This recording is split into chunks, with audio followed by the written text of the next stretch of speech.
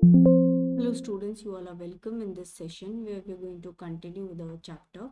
So in the earlier class, we completed with this particular DBQ. So today we'll be starting with the karyotyping, karyograms. So what are basically karyotyping and karyograms? To understand, we need to understand the different sizes or different shapes of the chromosomes. So basically all of the chromosomes in a particular organism, they are visible only during the cell division. So when a cell is ready to divide, at that particular time they actually get condensed and you can see such sort of structures in the chromosomes. Otherwise the chromosome is generally scattered all over inside the nucleus. For example, if this is a cell and this is a nucleus, so it will be is loosely woven and you won't be able to distinguish between different chromosomes. All of the DNA will be mixed, something like this. So that happens because the loosely presence of loose DNA actually helps in expression of the genes, like for example wherever transcription has to take place. So for that purpose it remains something like this. Okay, but when the cell is ready to divide, so if a cell is getting ready to divide, so already that means it is replicated. So replication also is helpful only if such sort of structure of DNA is present, if it is loosely present. So loosely DNA actually easily gets transcribed. Okay, transcription becomes easy with this loosely bound DNA. And also what the second process that takes place is replication, right? So that is DNA to DNA formation, DNA to DNA copy forming, and DNA to RNA formation.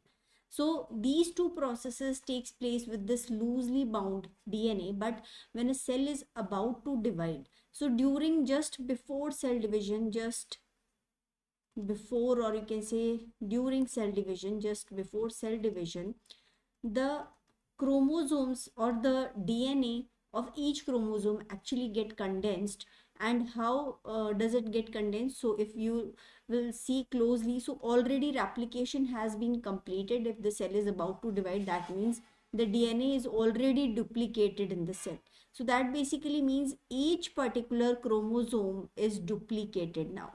So this sort of shapes will be visible during the cell division. So that this structure basically shows two sister chromatids. So here the DNA is already doubled. So just before cell division, replication already gets completed. Replication is completed. So in that condition, the cell will have double amount of DNA. All right, so double amount of DNA will be present. For example, if our particular number of chromosome in particular cell is 46, then just before cell division it will be doubled. So you will find almost, you can say, how many these will become.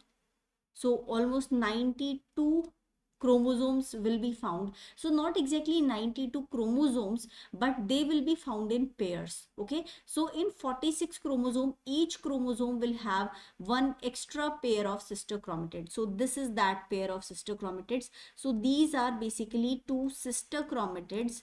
Okay, these are sister chromatids, and one is basically will go, this one of the sister chromatid will go to one particular cell after division. This will act as one whole chromosome, and this one will act as one whole chromosome. So after cell division will be completed, this part will go to one cell and this part will go to another cell. Now they are actually bound over here, which is the centromere. The centromere part actually holds these two sister chromatids all together. They won't be separated until the last stages of cell division will reach. Okay, so here exactly the number of chromosome will still be 46. You will be able to differentiate, or you will be able to see 46 chromosomes, but each of these chromosomes is actually duplicated. It has double amount of DNA than a normal chromosome, whatever amount of DNA it generally has. Okay, so that is why if you want to do the karyotyping, so karyotyping is basically seeing the structures of or studying the structures of these chromosomes, which are only and only visible just before cell division. So in that condition they'll be visible something like this, and always whenever they'll be visible in the form of sister chromatids. A single chromosome is hardly visible. Okay, so let's see here what is mentioned. So they are burst to the chromosome of an organism become visible when the cells are dividing. The metaphase giving the clearest view. In the metaphase condition you will see the clearest view. To study the chromosome of organisms, cells are stained and placed in microscope slides, and they are burst to spread the chromosome by pressing on the cover slip. The chromosome often overlap each other, but with careful searching, it is usually possible to find the cell with no overlaps. The stained chromosomes can then be photographed. Originally, analysis involved cutting out of each chromosome from the print and arranging them manually. So this process is now done digitally. So digitally now it's done. Earlier they used to, whatever chromosome they used to see it, they used to cut it and paste on a separate paper so that they could make a complete set of chromosomes that are present.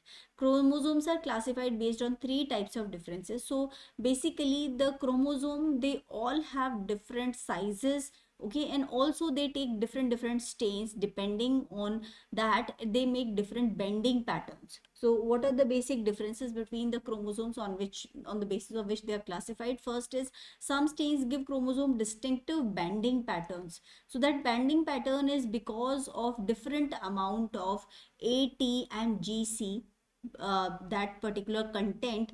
So it gives different color or the bending pattern to each chromosome with different bending in each type of chromosome. Chromosomes vary in size. Humans, the largest chromosome is chromosome number 1, more than 5 times longer than the shortest chromosome number 21. So here we can see the longest chromosome is chromosome number 1 over here, and the shortest one is chromosome number 21 here.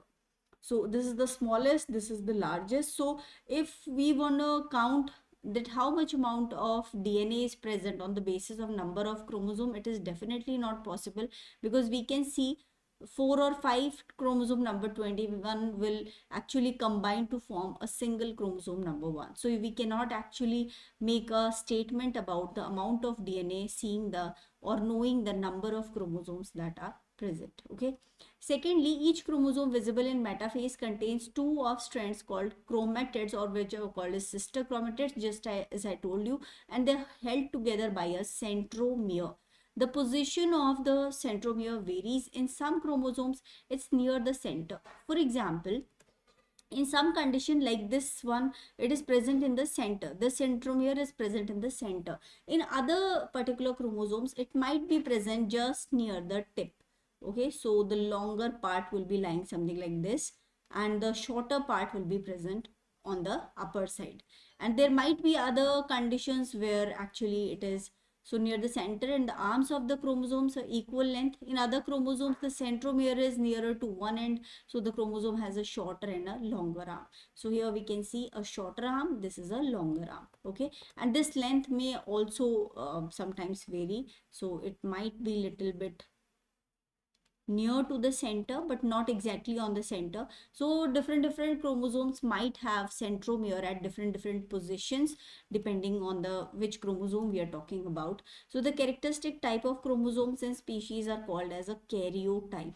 So this is a characteristic type of chromosome in a species which is called as a karyotype.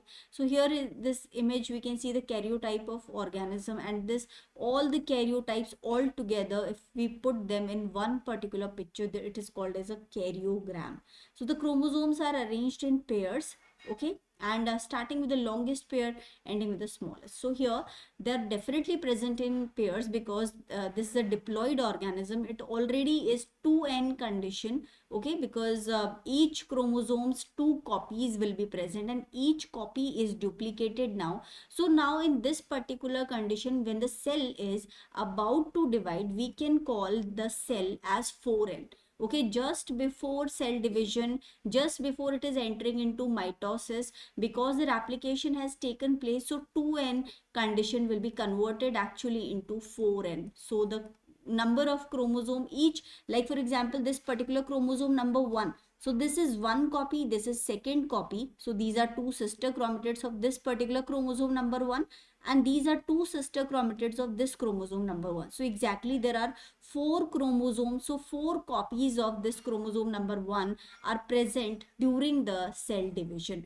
So similarly, if you see all of them all together, so there are 23 pairs. So basically here we can say that total 46 chromosomes are there, and each chromosome is having two sister chromatids in it. So we can actually say that almost 92 chromosomes are present inside a cell which is about to divide, which is the number is normally 46 chromosomes. Okay, so let's come forward and let's see this DBQ.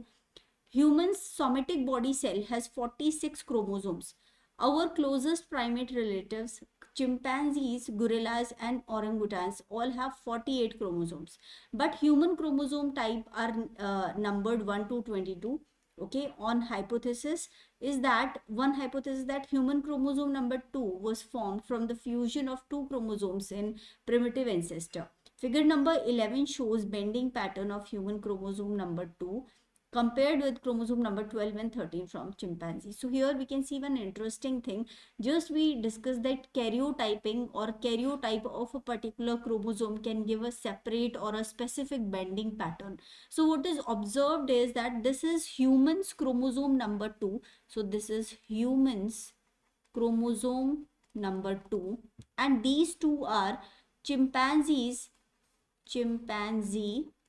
chromosome number 12 and 13.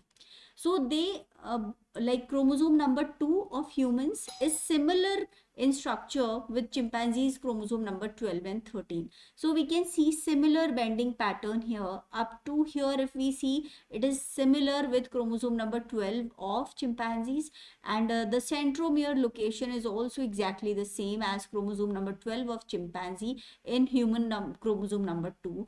And if we continue seeing and we come to chromosome number 13 of chimpanzees, again the bending pattern after a certain overlap, we can see the bending pattern is again continuing in chromosome number 2 of humans. So it shows that probably chromosome number 12 and 13 got fused. Okay, they both got fused, and as a result chromosome number 2 was formed. So that is the reason why humans have only 46 chromosomes while chimpanzees have a total of 48 chromosomes.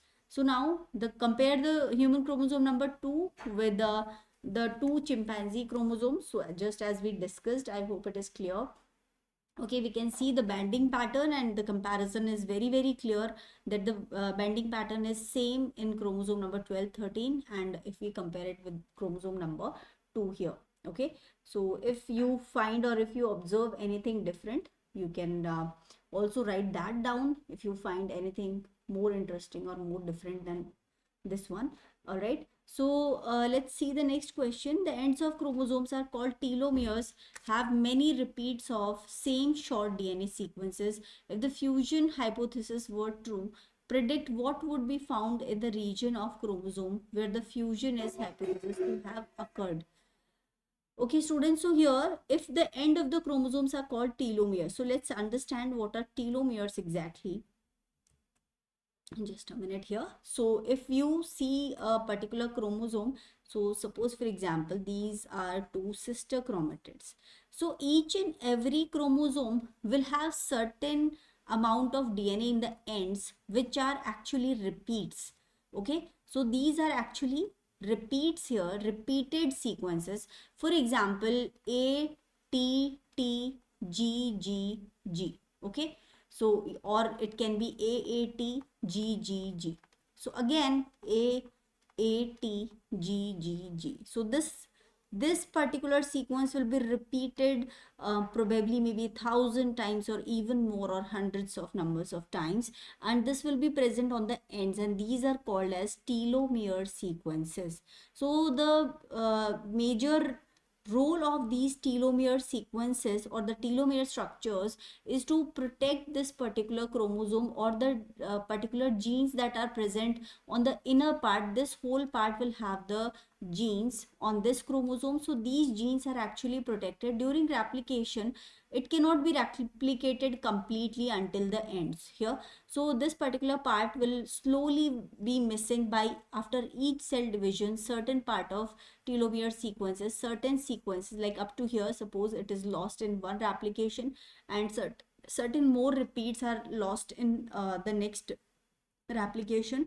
So after each and every cell division, some part of telomeres actually is lost, and they are basically the caps or the protective caps of a chromosome, which actually protects the chromosome. So let's understand now what does this question is asking. If the fusion hypothesis were true, predict what would be found in the region of chromosome where the fusion is hypothesis to have occurred. So here it is trying to ask that, suppose for example, if they both might have got fused, then this particular part should have been a telomere sequence, and this part must also have been a telomere sequence. So what would have happened actually to these telomere sequences in these particular chromosomes if they might have got fused here?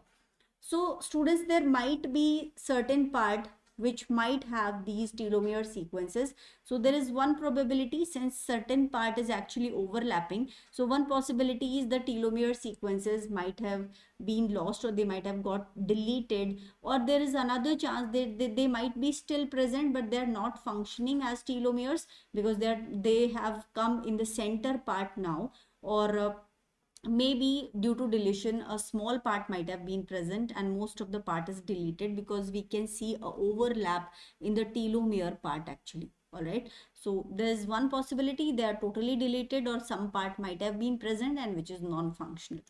All right, so coming to the next question, normally a chromosome has just one centromere, but in chromosome number 2 there are remnants of second centromere. Explain this observation. So definitely there is only one centromere over here, but there might be remnants of a second centromere which was of the chromosome number 13 of chimpanzees, so which should have been present in this area, because here there was a centromere present earlier. Now it's been lost because one particular chromosome can have only one centromere. So this particular centromere is lost, but still there are remnants of this particular centromere. They might have been still present here. Okay, then next is discuss the strength of evidence for fusion of chim chromosomes in the evolution of chromosome number 2 in humans. So now we can definitely we can say there is a strong evidence, because we can see the overlapping sequences, and there's also an evidence of a second centromere which is present in humans chromosome number 2. So these all evidences are showing a very strong indication. They are giving that it is definitely a combination of uh, chromosome number 12 and 13 of chimpanzees which are being fused, which got fused, and now they're present as human chromosome number 2. Okay, so now these are the basic things. So first thing that is very strongly indicating they fused was the basically bending pattern, and second is remnant of the second centromere which is present in human chromosome number 2. So these are the basic things that you can write over here. Okay, now coming to the next thing. Now, falsification, testable versus non-testable statements. So the nature of scientist theories enables both explanations and predictions. When enough observations are predicted and explained by a theory, it becomes a consensus. If a new observation of experimental result not well explained or predicted, the theory is either enhanced to address the observation or is considered falsified. So experiments or observations, actually whatever is there today, whatever science we know today, whatever things that might have occurred during the evolution, they all are a hypothesis. They are just considered from by the scientists. It's their point of view that this is the probable sequence of events that might have happened at that time, and they, on the basis of their hypothesis, they actually give a theory. Okay, and this theory, it might be considered correct by most of the scientists, and it is considered as a theory, but if it has any flaws, then it is improved and it is improved and its better version is considered as a particular theory. And if none of the evidences are considered by the other group of scientists, it is actually falsified. That means that it doesn't make any sense. So it is falsified. It is said that this is not a correct theory. This is not a justifiable theory, you can say. So James Hutton developed in the theory that geological features were not fixed but underwent constant transformation over long periods of time. He argued that the Earth's history can be inferred from evidence in present-day rocks, and Earth must be much older than predictions based on biblical chronography. So biblical chronology means on the time scale, we actually try to find out that how much old these things are, like the mountains or whatever geological things are present on the earth. They are actually based on the studies like carbon dating, and there are certain experiments on the basis of which we could tell that how much old a particular mountain or a particular area or the soil formation might have taken place how many years ago. So all these studies can be done, and a chronology is basically the time scale, the older time scale, how much old any particular thing is there.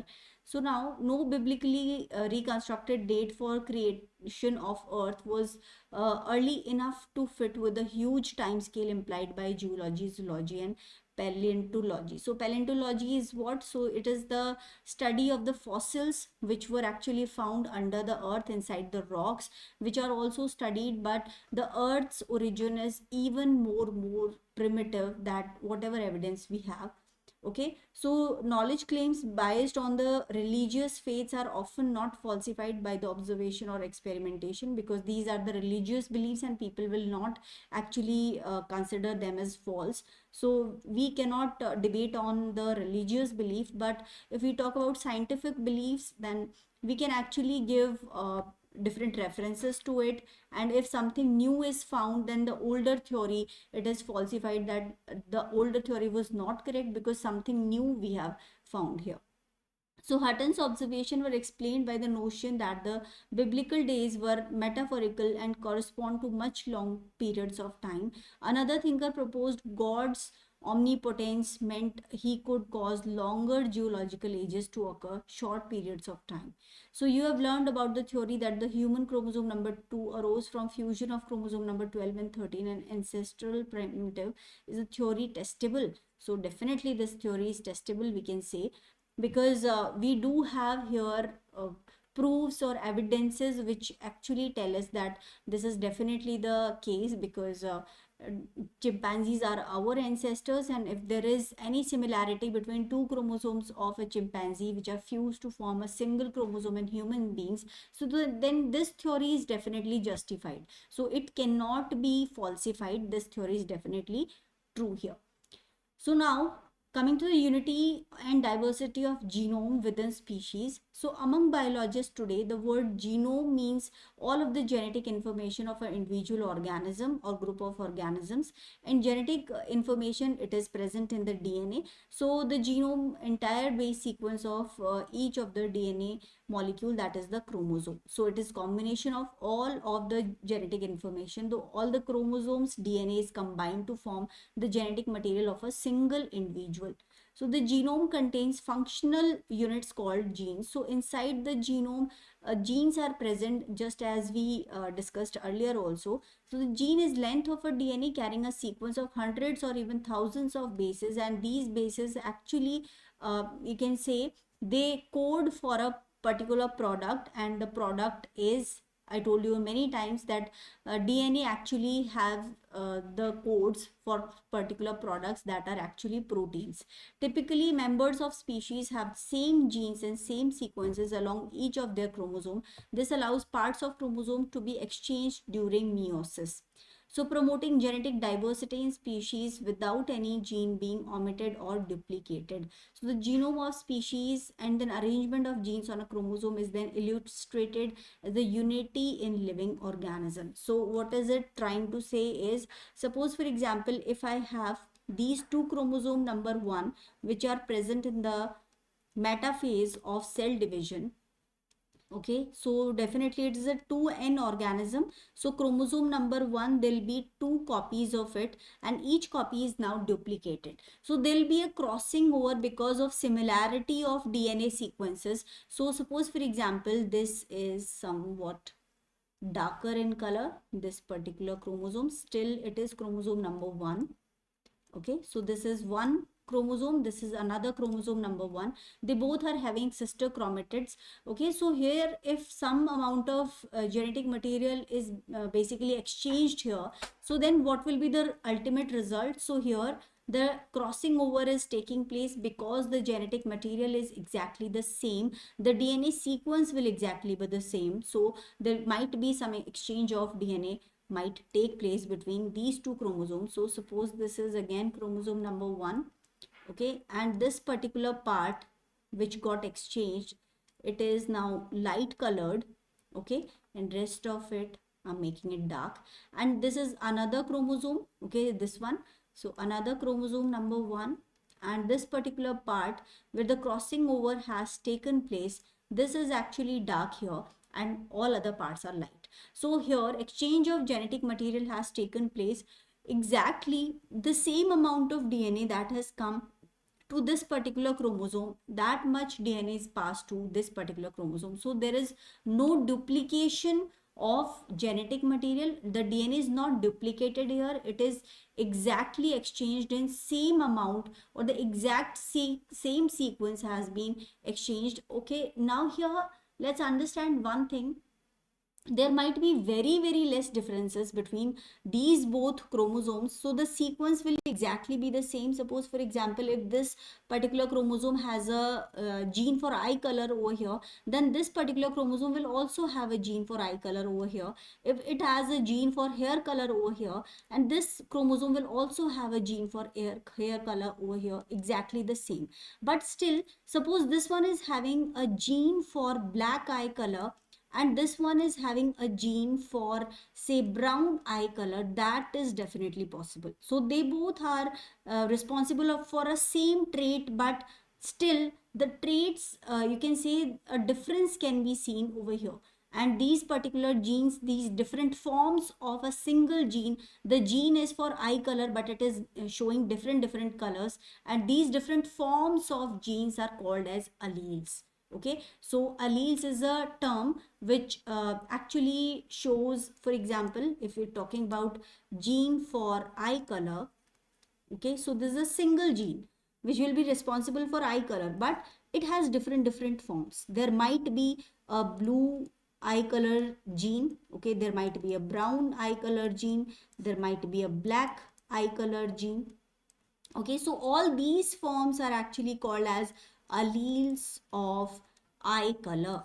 Eye color gene alleles, forms, different forms of eye color gene. Okay, now what makes these different colors actually exist in the same gene? So the difference is because suppose if this chromosome number 1 was contributed to this organism from the mother, and this particular chromosome was contributed to this organism from father. So now if the mother was having a black eye color gene, that means if the DNA, if you see at the DNA level, the sequence will be, for example, if you see any sequence, I hope it's shown somewhere here. Okay, let's see here. Yeah, so here we can see this is a paternal allele. It is contributed from the father. Okay, and this one is contributed from the mother. So these are the DNA sequences of two chromosomes, okay, that are present in a particular cell.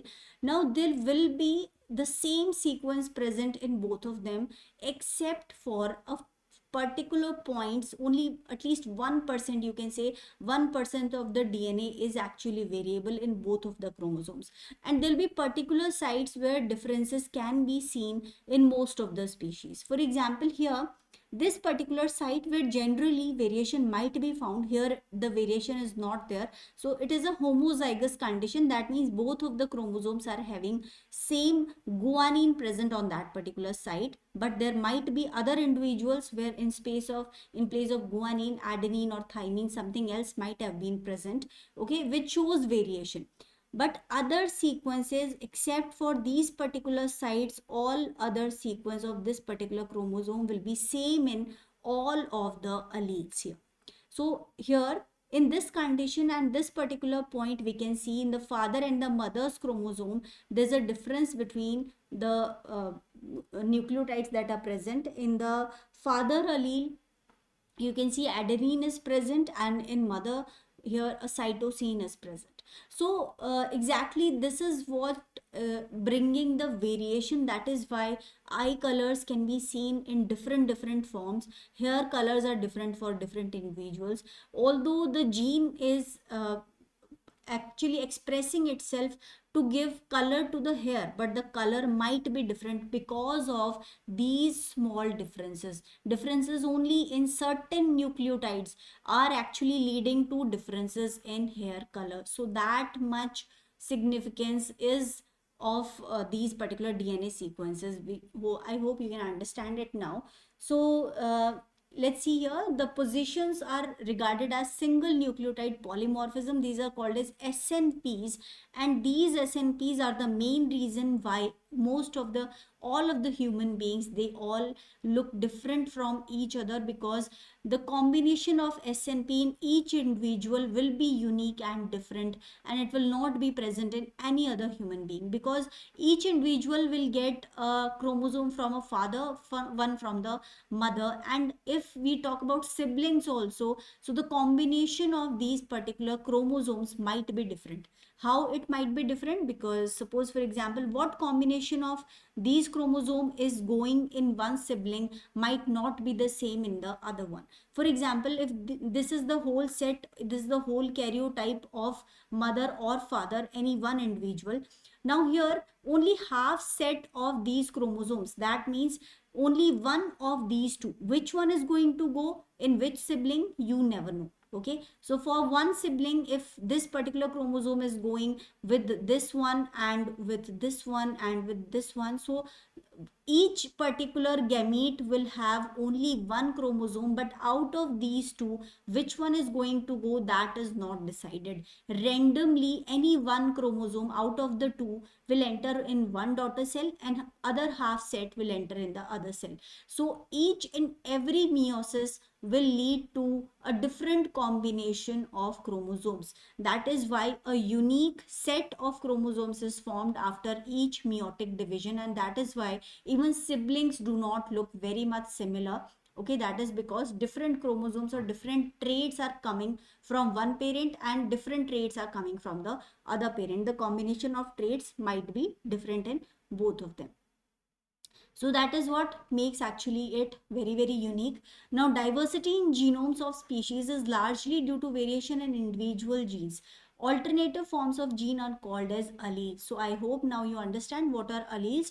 Alternative forms of a gene, if you're talking about gene of eye color, then different colors of eye are actually the allele. So the gene responsible for eye color is a single gene, but there might be certain variation at particular points, SNPs, which are called as single nucleotide polymorphism. Because of these SNPs, different alleles are formed. Okay, often exist with the species. These alleles of a gene differ from each other in base sequences. What are the base sequences in which they differ? They are SNPs, single nucleotide polymorphism. There are specific places where there will be variation in all of the human beings. Usually only one or a very small number of bases are different. For example, one allele might have adenine at a certain base position while the other one may have cytosine. So that is the SNP. In the same position, one gene is having adenine and the other chromosome, same gene, is having cytosine. These are SNPs, and generally in you can say out of 1,000 base pairs, one base pair might be different. Okay, so if you see 1,000 base pairs, so only variation of one base pair, such one base pair can be seen, and these are basically the SNP. So the number of SNPs is actually almost fixed, that in how many locations you can find SNPs. So sometimes larger sections of genes becomes altered, but this is usually results in loss of gene function. So these are different things. Okay, loss of gene function, it might be in specific person, but it is generally not present in all of them. Okay, now position of a gene where more than one base may be present are called single nucleotide polymorphism.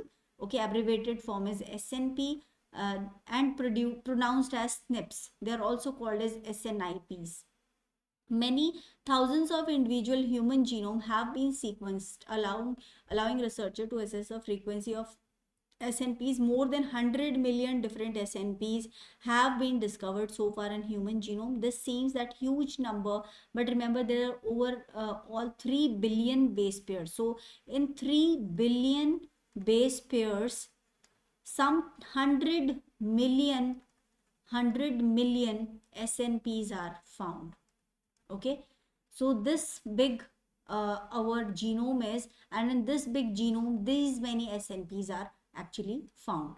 In human beings we're talking, most bases are therefore same in all humans, another illustration of unity. So here most of the part of DNA is same except for these SNP. These SNP are the sites where variation of particular nucleotides is seen in the DNA. Within one individual there are typically 4,000 to 5,000 SNPs. Okay, so only about one base in 6,50,000 is different from the commonly occurring in humans. So it is not necessary, like here we can see this is a site for SNP, but still in two individuals it is same, it is still same. So it might be different if you go in the other communities. If you see in one particular community they might be same. So if you actually compare two individuals, the only number of differences that you find, uh, it is about 4,000 to 5,000 SNPs. Okay, so one base in 6,50,000 is different from commonly occurring in humans. This may seem a low level of diversity, but the SNPs are the main factor making humans different from each other, unless it is an identical twin. Just as we discussed yesterday, identical twin is a monozygotic twin.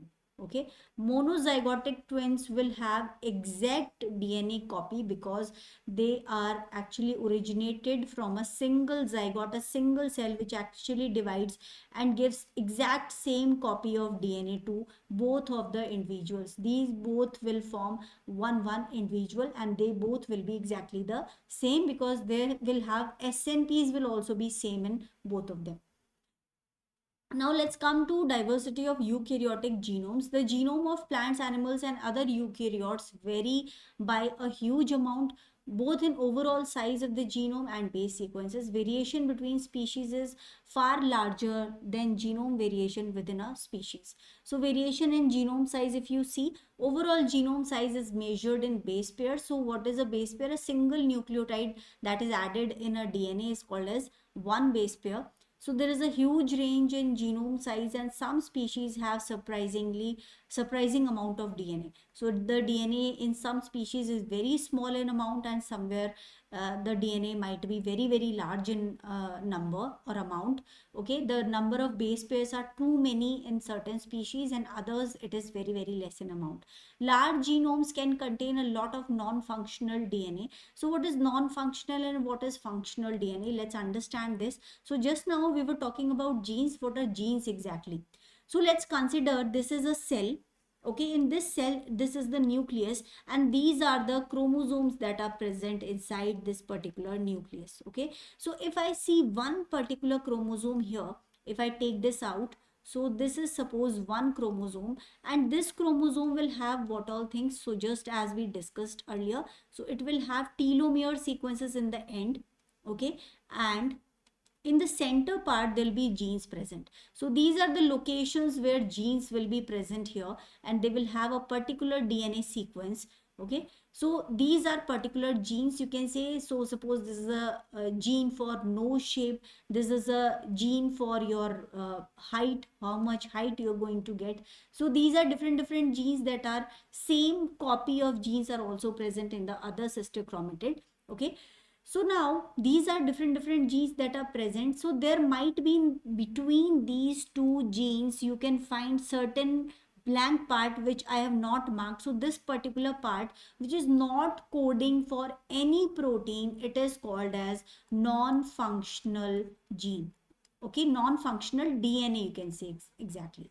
Non-functional DNA which is not exactly producing any particular protein. And if you talk about non-functional gene, so that basically means a gene is present which can actually express some particular protein, but in this particular individual, if this is not expressing, if it is not producing any sort of protein, then this can be called as a non-functional gene. But if you talk about non-functional DNA, then it is the blank particular part of DNA which is not expressing itself, which is not transcribing to produce any particular protein. So that will be called as non-functional DNA. So this is the non-functional DNA. So they do not necessarily contain more functional genes than smaller genomes. So for example, we see here how many genes I have marked here: 1, 2, 3 and 4 genes, okay, in this particular part. Similarly, this is a large chromosome, and if I contrast it with, suppose, this particular chromosome, if I take, okay, and the size of this particular chromosome is smaller comparatively, this is a small chromosome. So basically the amount of DNA in this particular chromosome is very less. Telomere sequences will definitely be present, and there might be genes which are very, very closely present. So this one is also having 4 chromosomes, but the non-functional DNA is less in this particular chromosome. So a large amount of DNA in any particular chromosome doesn't mean that it might have a lot of genes present in it. Okay, so there is a possibility that a large part of this particular DNA is non-functional DNA. Okay, so you cannot tell if any particular chromosome is having more amount of DNA, that means it might have a lot of genes on it. That is not necessary. We'll have to actually study it in detail, that how many chromosomes are having how many genes on them. So they do not necessarily contain more functional genes or smaller genomes than smaller genomes. For example, about half of the human genome consists of transposons, transposable sequences, most of which have no known function. So transposons are sometimes referred to as junk DNA. So what are transposons? These are particular part of, you can say, genome, which actually keep on jumping from one place to another. They are called as jumping genes. They pass on from one part to another part, and they do not have any function as such, and they are called as transposons. Okay, they have a particular site at which they actually get inserted, and they can form a copy of themselves and send that copy and insert it somewhere else. So they are called as transposons. So here we can show a range of genome sizes in different organisms. So genome size in million base pairs, so we're talking about a million of base pairs. So if we see Paramecium tortorella, here it is a unicellular organism and it only has 27 million base pairs. While if you compare it with Paris japonica, which is a woodland plant, it has 1,50,000 million base pairs. So these mean this much large DNA is present in this particular plant, and this is a unicellular organism, a lower organism. Okay, and this has only this many base pairs present in it. So you can say a lot of variation is actually seen. So see, this is a woody plant which is having this large genome, while humans, they have a smaller DNA still. 3080 million base pairs of particular DNA is present in Homo sapiens. If you see chimpanzees, they have still more amount of DNA. 3175 you can say million base pairs genome size is there for chimpanzees. Honeybee, they have a smaller DNA. Okay, they have 217 million base pairs of their genome size. So now, variation in base sequences. Two population of species will have some difference in the base sequence. If these population diverge to form separate species, more differences will accumulate over time.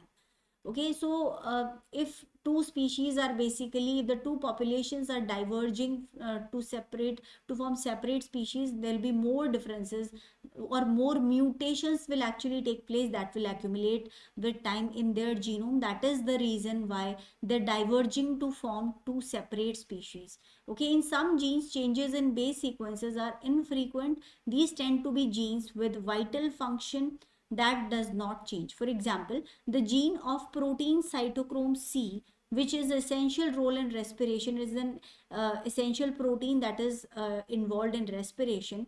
As a result, there may be relatively few base sequences differences even between distantly related species. So cytochrome C particular sequence is same from if you see certain lower organisms, okay, if you see certain lower eukaryotes or if you see higher eukaryotes, they all are having similar sequence for this cytochrome C. So certain particular genes are preserved from ancestors to the newly formed or the highly evolved cells, you can say. So it is still preserved from the lower organisms to the higher organisms.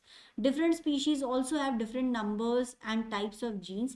Genes can be added to a genome or removed from it. So species that diverged from common ancestor hundreds and millions of years ago have developed differences in their genetic makeup, especially when they are adapted in different ways of life, you can say.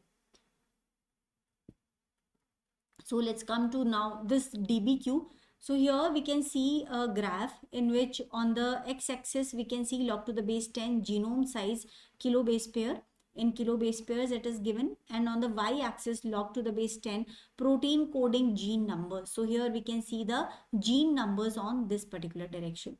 So here we can see as the genome size is increasing, constantly the number of genes, protein coding gene number is actually decreasing. So what does it infer, what does it show? That since more amount of genome is present, that doesn't necessarily mean that there is a direct correlation between the number of protein coding genes to the genome size. Even if the genome size is larger, the number of protein coding genes might be still less. Okay, so there is not very great difference between, say here, if log to the base 10 genome size is this, okay, this many base pairs, but still here we can see only these many protein coding genes here.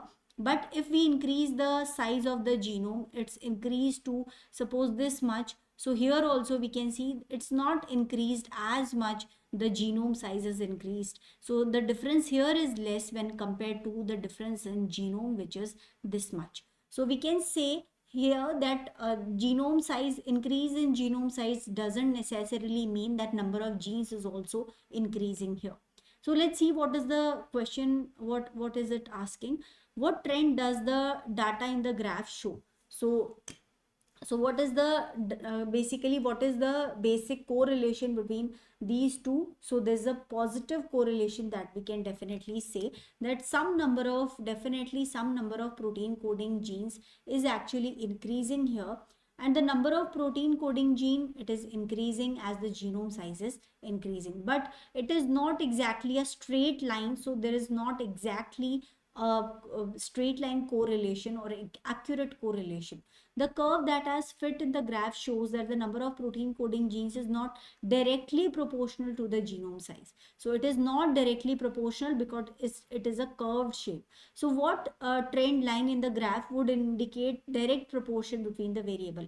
If exactly this much amount of DNA has increased, so this many genes must have been increased. In that case, this must have been a straight line from here.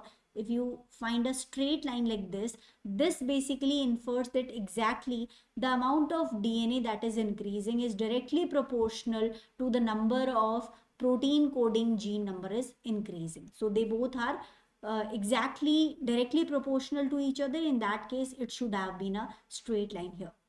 So next question is, discuss the reasons for the number of protein coding genes not being directly proportional to the genome size, because here non-functional part of DNA is actually increasing more when compared to the exactly protein coding genes number. All right. So the fewer protein coding genes are increasing when compared to the non-functional DNA. The static R square has been calculated for this data is 0.919. So basically what is R squared value? It is coefficient of determination. Okay. So what is statistic R squared value? So it is coefficient of determination. Remember that. determination. Okay, and the higher the value of r squared, it is generally r squared value, it varies between 0 to 1. The higher the value, there will be more connection, or you can say it is more dependent. Okay, so if you can say that if it is the value is very very high, that basically shows that they are closely related, or you, if the number is the r squared value is very very less, that basically means there is no relation between the two data. So if r squared value is very very high, just like this one, that basically shows a very strong relationship between the two data. Okay, now coming to the next one, the scales in the axis are logarithmic, definitely. If the log 10, log to the base 10 protein coding gene number is 4. So if log to the base 10 coding gene number, so say gene number is X, if it is equal to 4, then that basically means the number of, basically you can say the number of coding genes will be somewhere around, if log to the base 10 value is 4, that basically means it's around 10,000. Okay, so here if you put log to the base 10, and here if it is 10 to the power 4, that will be equal to 4. So if it is x, then definitely it will be 10,000. So similarly, if log to the base 10 genome size in kilo base pair is 6, so that basically means that log to the base 10 x is equal to 6. So that basically means in x will be equal to 10 to the power 6 here. So that is in kilo base pairs, and if we want to convert it into base pairs, so it should be again multiplied by 3. So x will be equal to 10 to the power 9 here. So this many base pairs are exactly present. So these are the number of protein coding genes on the you can say y axis. And if you talk about this, so here 6, so they're talking about these particular data here. So they are somewhere around 10 to the power 9 base pairs. So these particular stats, they are actually this many base pairs in size here.